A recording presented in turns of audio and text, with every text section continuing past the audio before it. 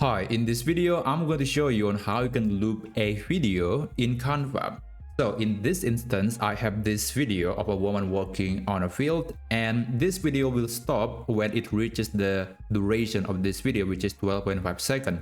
But I want to make it looping. I want to start from the beginning again. So this is how you can do it. First, you have to select the video, and after that, you will see there is this top menu. You want to go to playback, and you want to enable play on repeat.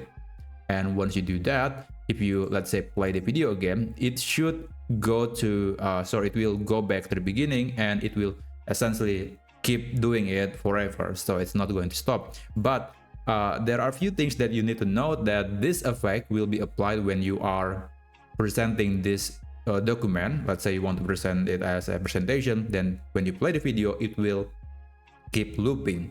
But the same cannot be said when you are downloading or when you are sharing this document to, let's say, public view link. The video will play normally, and the user have to control the video. They have to click the video play, and they won't see the video looping.